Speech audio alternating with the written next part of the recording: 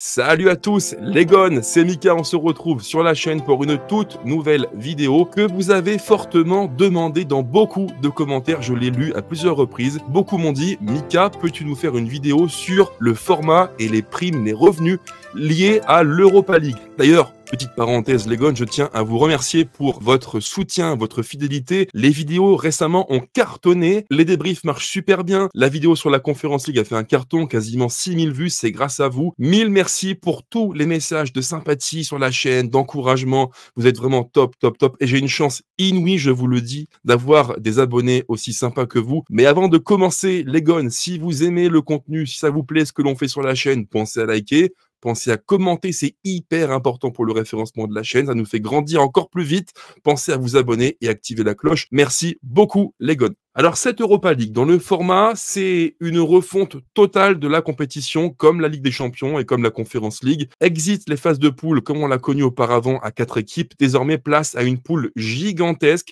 non pas de 32 équipes comme auparavant, mais 36 équipes qui vont donc se disputer des matchs tirés au sort durant une phase gigantesque, une grande phase de poule qualificative pour la phase à élimination. Alors oui, je sais qu'au premier abord, ça paraît un petit peu compliqué, une formule nouvelle avec 36 équipes qui s'affrontent dans une poule gigantesque. Oui, ça paraît un peu absurde, mais en fait, dans les faits, pas tant que ça. Pourquoi? Parce que en tant que club participant, l'OL va jouer parmi les 36 équipes seulement 8 équipes en phase de poule, donc 8 matchs qui seront donc tirés au sort parmi 4 chapeaux. Et l'OL va affronter dans chaque chapeau 2 équipes, donc 2 équipes du chapeau 1, 2 du chapeau 2, 2 du 3 et 2 du 4. Alors vous l'aurez compris, le chapeau 1 regroupe tous les clubs qui sont les plus coefficientés au niveau UEFA, donc les plus importants, les plus forts de la compétition. Le 2, un peu moins fort, chapeau 3 encore en dessous, et le 4, tous ceux qui sont en queue de peloton au coefficient UEFA en Europa League. Chaque équipe va donc affronter 8 clubs différents, donc il y aura 8 matchs et non plus 6 comme on l'a connu durant très très longtemps en phase de poule.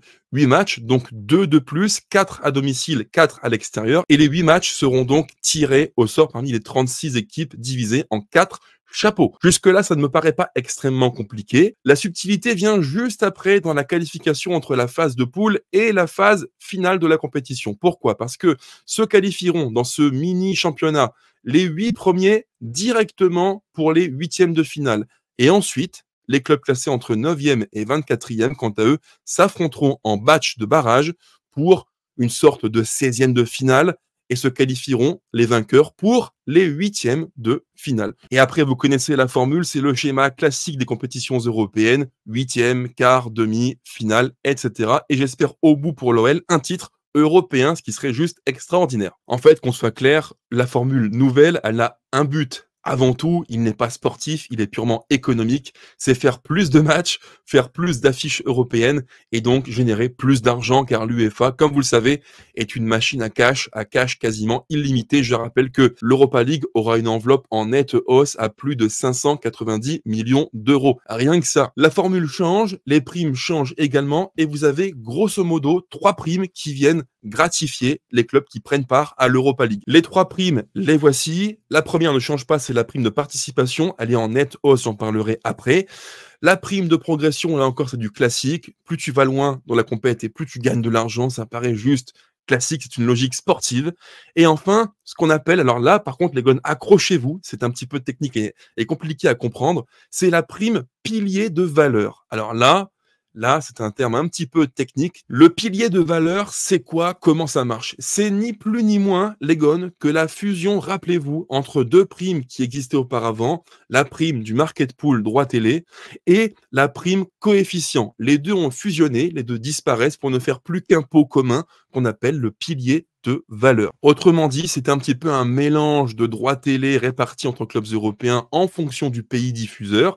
Plus un pays paye cher et plus les droits télé revenant au club du pays sont élevés, logique, et également une prime coefficientée grâce au ranking UEFA. Les deux font un ensemble, une prime pondérée qu'on appelle le pilier de valeur. Voilà, un grand mot très technique pour au final pas grand-chose de nouveau. Ce n'est ni plus ni moins qu'une fusion des deux primes qui existaient auparavant. Et ce même pilier de valeur, comme on l'appelle, se divise en deux catégories, en deux parties. Une partie européenne et une partie non européenne. Ça veut dire quoi? La partie européenne, c'est en fait la partie qui va être redistribuée au club de l'Europa League grâce ou via les droits TV vendus par l'UEFA, donc de l'Europa League, aux pays européens.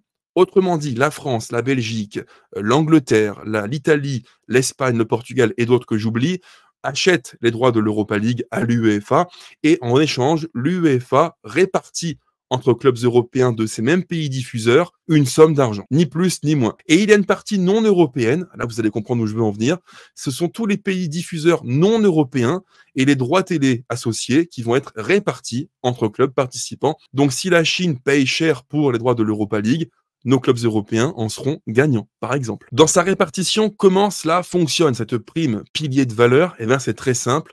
Vous avez donc 36 clubs, donc deux piliers, un pilier européen, un pilier non européen, et les 36 clubs vont se répartir des morceaux de gâteau qu'on appelle des parts. Ce qui fait que, au total, l'OL, si on est 10e sur 36 clubs participants à l'Europa League, l'OL peut prétendre obtenir environ 7,7 millions d'euros sur la prime pilier de valeur. Maintenant, passons à la prime de participation. Elle est en nette hausse. Elle passera l'an prochain à 4,31 millions d'euros pour les clubs participants à l'Europa League.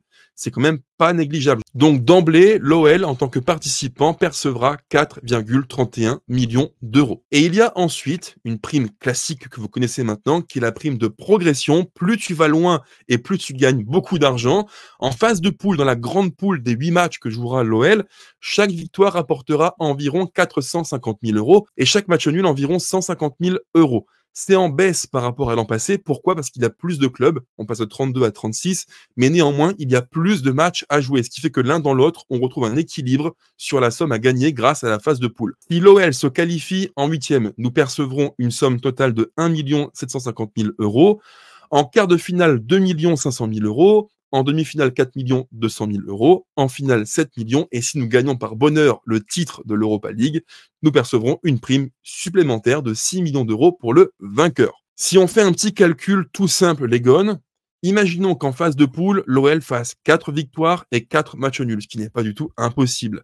On aurait donc le calcul suivant, 4 fois 450 000 euros, ce qui fait 1 800 000, et 4 matchs nuls fois 150 000 euros, ce qui fait donc 600 000 euros, pour un total de 2 400 000 euros. C'est ce que pourrait percevoir l'OL en cas de bon parcours en phase de poule d'Europa League. Mais, ce n'est pas tout, comme vous le savez. Il faut ajouter les revenus qu'on appelle les revenus day match, les revenus de billetterie et de buvette notamment, qui sont très importants, y compris de sponsoring. Pour la billetterie, le calcul est relativement simple. Rappelez-vous, pour la vidéoconférence League que je vous recommande, les gones, j'avais dit que pour chaque match, l'OL pourrait percevoir à peu près, schématiquement, en net entre 800 000 et 1 million d'euros par match. Donc là, je pars du principe que sur les 8 matchs, l'OL jouera contre des gros Européens. Ça peut être la Roma, Tottenham, Porto, par exemple, ou Bilbao, et 4 matchs contre des clubs plus modestes. J'ai donc fait un revenu lissé à environ 1 500 000 euros par match joué par l'OL à domicile. Sachant qu'il y a au total sur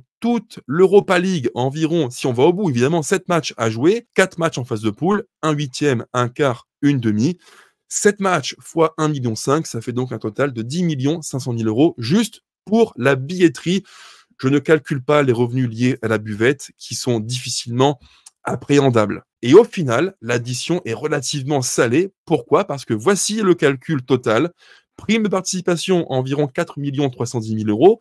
Prime de progression environ à la louche 23 850 000 euros.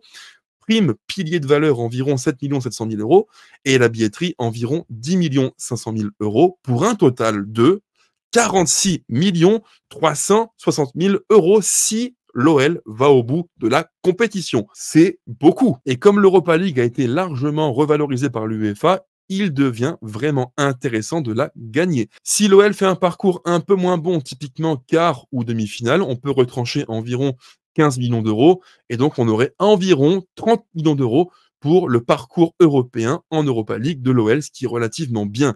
Vous l'avez compris, les gones, Si l'OL fait un bon parcours en Europa League, c'est tout un club qui pourra en profiter et économiquement, ça vaut la peine. Bref, sur ce les gones, si le contenu vous a plu, pensez à liker la vidéo, à vous abonner, à commenter et activer la cloche. Je lis tous vos commentaires et j'y tiens tout particulièrement. Merci beaucoup, ciao ciao et allez l'OL.